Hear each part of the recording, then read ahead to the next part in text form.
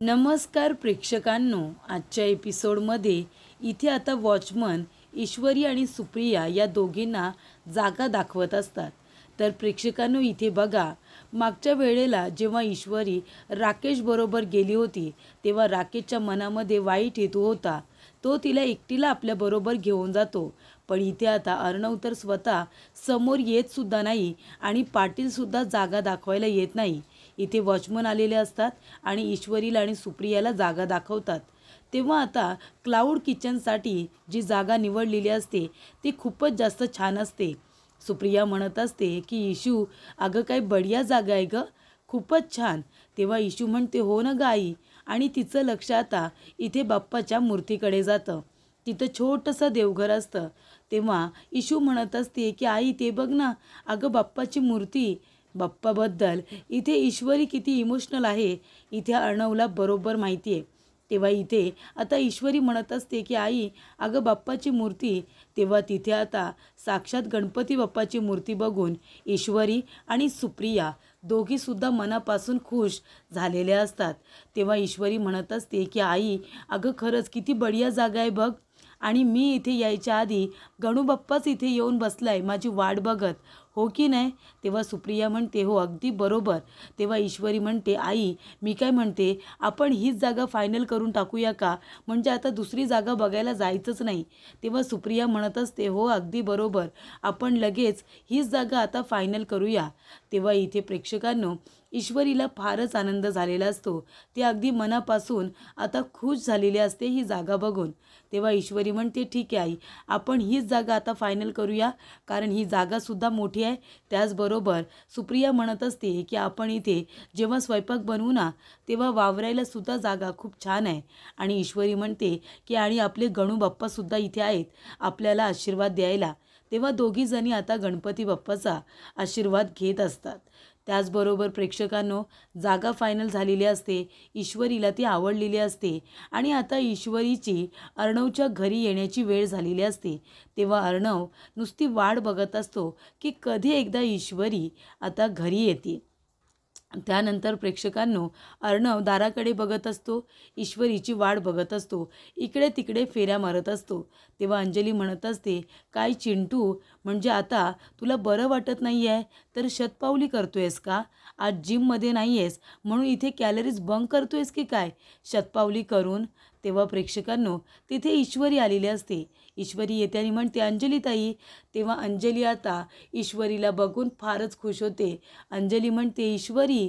तेव्हा ईश्वरी येते धावत पळत आणि म्हणते की अंजलीताई, मला आनंदाची बातमी कळली, तुमचे खूप खूप अभिनंदन. आणि ती इथे अंजलीला मिठी मारते आणि तिला कॉंग्रॅच्युलेशन्ससुद्धा करते.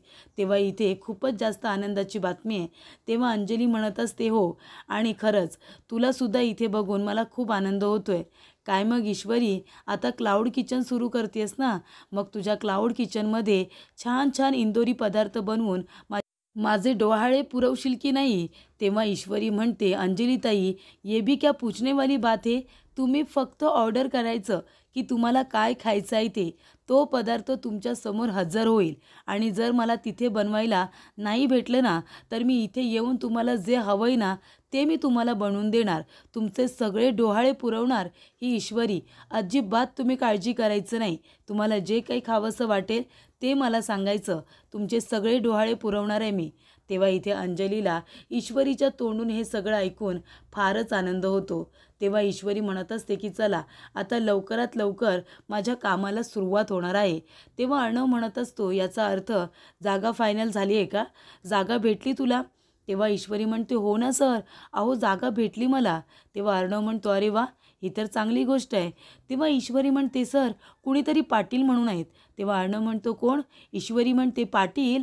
त्या पाटील भैयाने माझी खूपच जास्त मदत केली. अहो त्यांनीच मला जागा शोधून दिली आणि आता लवकरच ते काम सुरू होईल. तेव्हा अर्णव म्हणत असतो, मग कधी करतेस सुरुवात, ओपनिंग कधी करतेस. तेव्हा ईश्वरी म्हणते, काय सर 4-5 दिवस तरी जातील ना. तेव्हा अर्णव म्हणतो, काय 4-5 दिवस, मी सिंदोर, आता जर जागा भेटली आहे तुला तर 4-5 दिवस का वाट बघतेस. हे बघ, तुला काही मशिनरी वगैरे लावायची आहेत का, कंपनी सुरू करायची आहे तुला, क्लाउड किचन आहे, सगळ्या गोष्टी लगेच मॅनेज होऊ शकतात. त्याच्यामुळे मला तर वाटतं जागेचं जर काम आता झालं आहे तर तू लवकरात लवकर ओपनिंग केलं पाहिजेस. काय ताई? तेव्हा अंजली म्हणते, हो ना. आणि क्लाउड किचनला काय एवढं लागतं जास्त ईश्वरी? काही मोठ्या मोठ्या मशिनरीज तर लागणार नाही आहेत ना. जे काही लागतं ते नेहमीच्या वापरातलंच आहे. त्याच्यामुळे जी काही तुला मोठी मोठी भांडी लागतील, तुला काही वस्तू ठेवायला फर्निचर लागतील, ते सगळं काही मॅनेज होईल. तेव्हा अर्णव म्हणतो, मी सिंदूर 4-5 दिवस वाया घालू नकोस. हे बघ, चांगल्या कामासाठी ना उशीर करायचा नसतो आणि एवढं तुला काय जास्तीचं लागणार आहे. तेव्हा मला असं वाटतं सगळ्या गोष्टी व्यवस्थित होतील. तू लवकरात लवकर ओपनिंग कर आणि स्वतःवरती विश्वास ठेव. तू करू शकतेस. आजचा एक दिवस खूप पुरेसा आहे तुला इथे आता मदत करण्यासाठी. आणि तसंही तू मला सांग मी सिंदूर, तो पाटील आहेत ना, ते पाटील मदत करतील ना तुला? तेव्हा ईश्वरी म्हणते, सर ते का मदत करतील मला? तेव्हा अर्णव म्हणतो, आता तूच म्हणालीस ना ते खूप चांगले आहेत, मग जी काही मदत हवी पाटील करतील ना तुला. तर प्रेक्षकांनो, खरं तर हे सगळं अर्णव करत असतो. तेव्हा ईश्वरी म्हणत असते, सर त्यांना मला अजून त्रास द्यायचा नाही आहे, मी करेन सर. तुम्हाला जर माझ्यावरती इतका विश्वास आहे ना, तर मग मी उद्याच्या उद्या ओपनिंग करून टाकते. चालेल सर, आपण उद्याच ओपनिंग करूया का? तेव्हा अर्णव म्हणतो, हेच मला बघायचं होतं. हे बघ मी सिंदूर, सगळ्या गोष्टी जुळून आल्या ना की थांबायचं नसतं. इथे जास्त उशीर करायचा नसतो कुठली गोष्ट करायला. आपण त्यासाठी प्रयत्न करत असतो. त्यासाठी आपण इथे योग्य वेळ बघायची आणि ओपनिंग वगैरे करून टाकायचं. 4-5 दिवस लावायची खरंच काही गरज नाही आहे. एकदा एखादा काम हातामध्ये घेतलं, स्वतःवरती विश्वास ठेवायचा आणि लगेच ते काम करून टाकायचं. तेव्हा इथे प्रेक्षकांनो, आता अर्णवने ईश्वरीला सांगितलेलं असतं की जागेचं काम झालं आहे, त्याच्यामुळे ओपनिंगसुद्धा लवकरात लवकर घ्यायचं. तेव्हा ईश्वरीने उद्याच ओपनिंग ठेवलेलं असतं. तेव्हा इथे सुप्रियाने आता सांगितलेलं असतं राकेशला की जागा सापडली आहे म्हणून. खूपच छान जागा आम्हाला क्लाउड किचनसाठी मिळाली आहे. तेव्हा इथे राकेश म्हणत असतो, नाही आज मी जागा बघायला जाणारच होतो, पण तुम्ही आता म्हणालात की जागा मिळाली आहे म्हणून. तेव्हा इथे ईश्वरी येते आणि म्हणते, राकेशजी अहो तुम्ही कधी आलात? तेव्हा राकेश म्हणतो, हे काय आत्ताच आलो मी. तुम्हाला क्लाउड किचनसाठी जागा मिळाली असं कळलं, बरं झालं. पण लगेच इथे राकेश आपल्या मनामध्ये म्हणत असतो की माझ्याशिवाय हिला लगेच जागा कशी काय मिळाली? याचा अर्थ मेवणे साहेबांनी मदत केलेली दिसते. तेव्हा प्रेक्षकांनो, ईश्वरी म्हणत असते की आई आपण उद्याच्या उद्या ओपनिंग करतोय हा.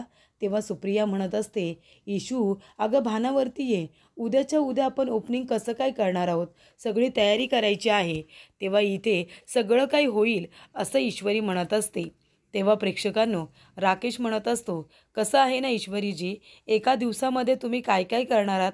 आजच तर तुम्हाला जागा मिळाली ना. नाही कसं असतं, घोड्यावरती बसवणारी लोकं वेगळी असतात आणि प्रत्यक्षात मदत करणारी लोकं वेगळी. तेव्हा ईश्वरी म्हणत असते, राकेशजी हे तुम्ही नक्की कुणाबद्दल बोलताय, मला कळत नाही आहे. तेव्हा राकेश म्हणत असतो, नाही तुम्ही त्या अर्णवला भेटायला गेला होतात ना, त्या अर्णवनेच तुमच्या डोक्यात ह्या गोष्टी भरवल्या असतील, म्हणून तर तुम्ही घाईघाईने उद्याच्या उद्या ओपनिंग करायला घेताय ना. तेव्हा इथे सुप्रिया ईश्वरीकडे बघायला लागते. तेव्हा ईश्वरी म्हणत असते की हो, मी अर्णव सरांना भेटायला गेले होते, पण हे तुम्हाला कसं काय कळलं? तेव्हा इथे राकेश आता फसणारच असतो. तेवढ्यातच इथे तो सुप्रियावरती ढकलतो. तो म्हणतो, आई मगाशी म्हणाले ना, बोलता बोलता त्यांनीच सांगितलं की तुम्ही त्या अर्णवला भेटायला गेला होतात म्हणून. तेव्हा इथे आता पाटीलचा फोन आलेला असतो.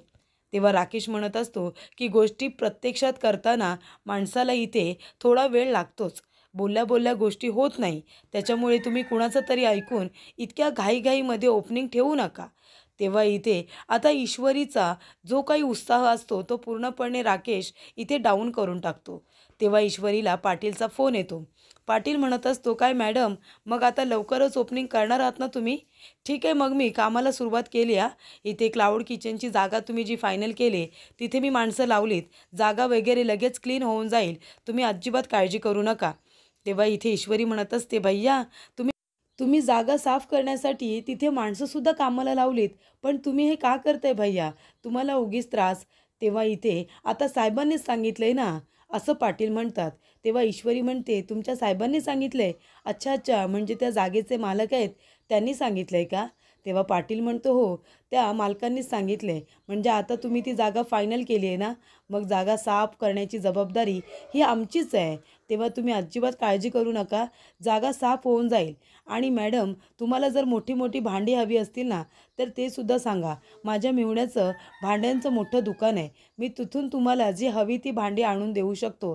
तुम्ही एक काम करा, लिस्ट केली असेल ना, तर लिस्टचा फोटो मला पाठवा. जे काही बिल होईल ना, ते मी तुम्हाला पाठवतो.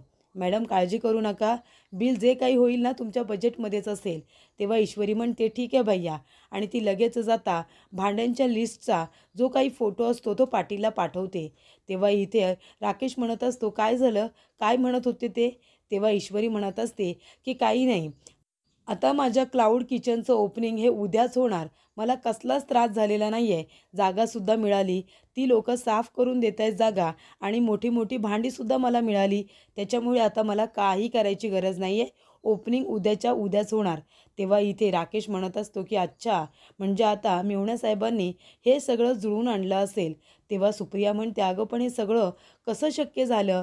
तेव्हा ईश्वरी म्हणते, ते एजंट भैया आहेत ना, त्यांनी सगळं केलं. तेव्हा सुप्रिया म्हणते, खरंच खूपच भला माणूस आहे तो. तेव्हा ईश्वरी म्हणत असते, आई, अगं उद्याच ओपनिंग आहे, बाबांना फोन करायला हवं ना, बाबांना यायला हवं उद्या.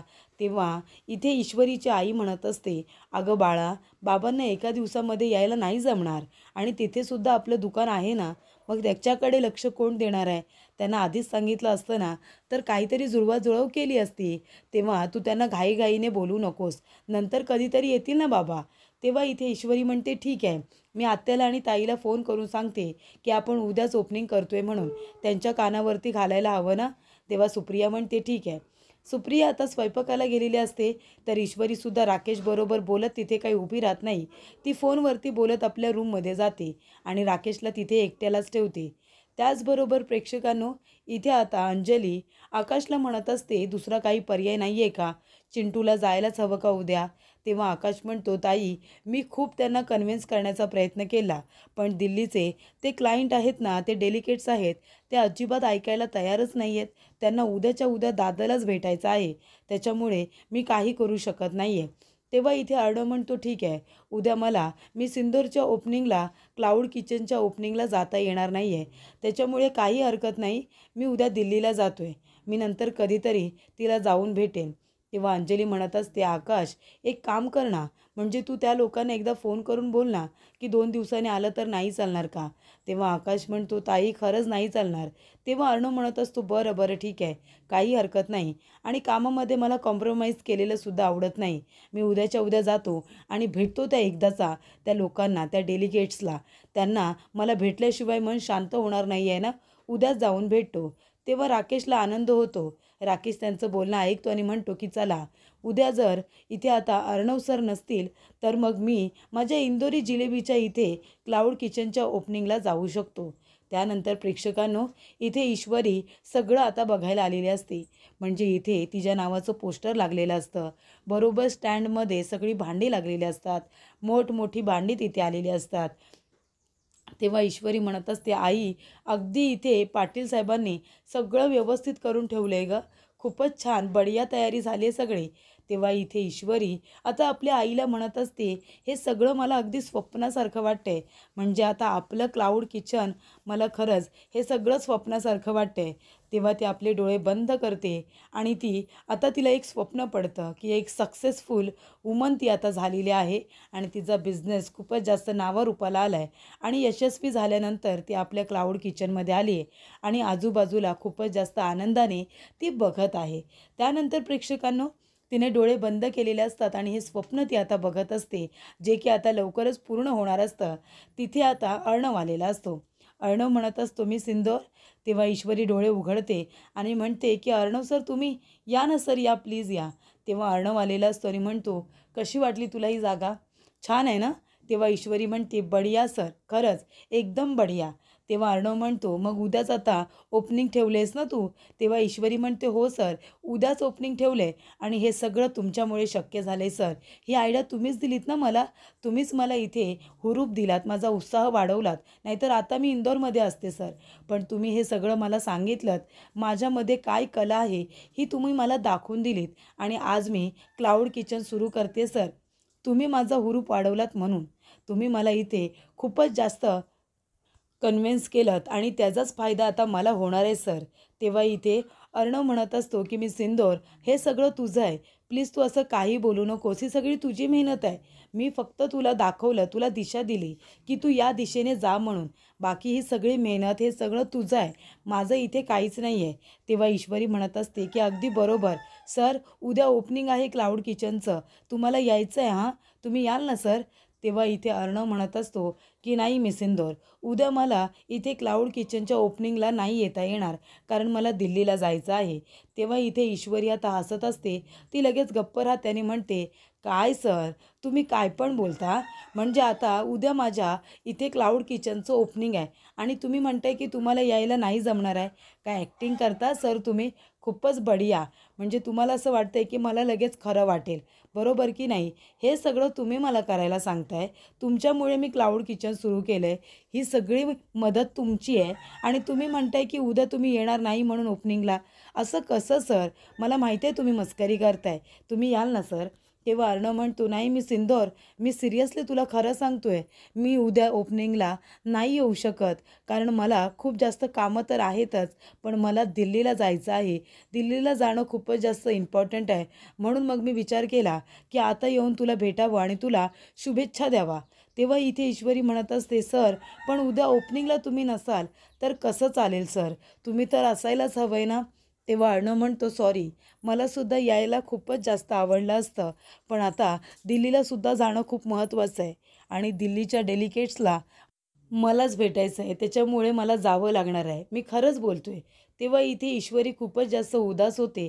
ईश्वरी म्हणत असते, ठीक आहे सर, मग मी एक काम करते, तुम्ही आल्यानंतर आपण इथे क्लाउड किचनचं ओपनिंग करूया ना? तेव्हा अर्णव म्हणतो, अजिबात नाही. प्लॅनमध्ये चेंज अजिबात करायचं नाही आहेस तू, आणि जर तू असं केलंस ना तर मग मी ओपनिंगला येणारच नाही. जी वेळ ठरली आहे त्याच्यामध्ये तू अजिबात चेंज करायचं नाही. तू जसं ठरवलंयस तसंच सगळं होणार. तेव्हा इथे ईश्वरी आता उदास असते, पण अर्णव तिला स्माईल करायला लावतो. त्यानंतर प्रेक्षकांनो, हे सगळं कारस्थान लावण्याचं असतं. लावण्यानेच आता दिल्लीच्या डेलिगेट्सला सांगितलेलं असतं की अर्णवला लवकरात लवकर भेटून घ्या आणि त्याच्याबरोबर बोलून घ्या. तेव्हा इथे लावण्या वल्लरीला फोन करते आणि सांगत असते की मामी, बघितलंत ना तुम्ही, या वेळेला मी असा प्लॅन केला आहे ना, म्हणजे मला माहिती होतं की इथे आता AR कामाच्या बाबतीत अजिबात तो हयगय करत नाही. त्याला कॉम्प्रोमाइज केलेलं आवडत नाही. कामाच्या बाबतीत तो किती परफेक्ट आहे मला बरोबर माहिती होतं, आणि म्हणूनच मी असं काही काम केलं आहे की आता ARला लवकरात लवकर उद्याच दिल्लीला जावंच लागणार आहे.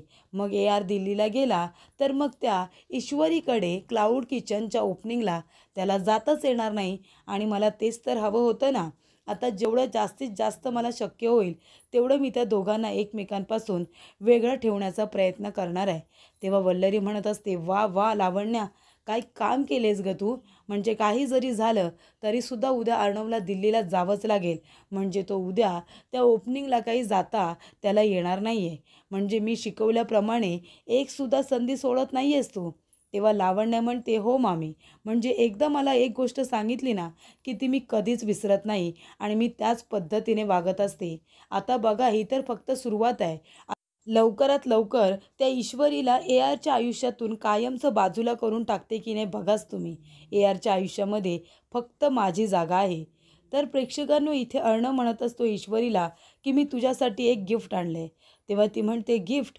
तेव्हा अर्णव गाडीमधून ते गिफ्ट घेऊन येतो आणि ईश्वरीच्या हातावरती ठेवतो. ईश्वरीला म्हणतो, उघडून बघ त्याच्यामध्ये काय आहे ते. तेव्हा ईश्वरी आता बघत असते की त्याच्यामध्ये काय आहे. तेव्हा ईश्वरी अर्णवकडे खूपच प्रेमाने सुद्धा बघत असतं प्रेक्षकांनो, कारण तिला माहिती आहे की कुठे ना कुठे हे सगळं अर्णवनेच तिच्यासाठी केलेलं आहे. तेव्हा अर्णवने तिच्या हातामध्ये एक बॉक्स दिलेला असतो. तो बॉक्स ती उघडते तर त्याच्यामध्ये एक चावी असते. तेव्हा ईश्वरी म्हणत असते की सर, ही कसली चावी आहे? तेव्हा अर्णव म्हणत असतो की तुझ्या 100व्या क्लाउड किचनची. तेव्हा इथे ईश्वरी म्हणते, काय सर? तेव्हा अर्णव म्हणतो, हो. तेव्हा अर्णव तिला म्हणतो की हे तुझं स्वप्न आहे ना, ते लवकरच पूर्ण होणार आहे. तुझे डोळे बंद कर बरं. तेव्हा ईश्वरी आपले डोळे आता बंद करते. तेव्हा अर्णव म्हणत असतो की तू आता खूपच जास्त सक्सेसफुल वुमन झालेली आहेस. तुझा हा जो काही बिझनेस आहे ना, तो आता ब्रँडमध्ये खूप मोठा कन्वर्ट झालेला आहे आणि आता तुझ्या कितीतरी ब्रांचेस आहेत ज्या वेगवेगळ्या ठिकाणी आहेत, बरोबर ना? हे स्वप्न नाही आहे तुझं मिस इंदोर.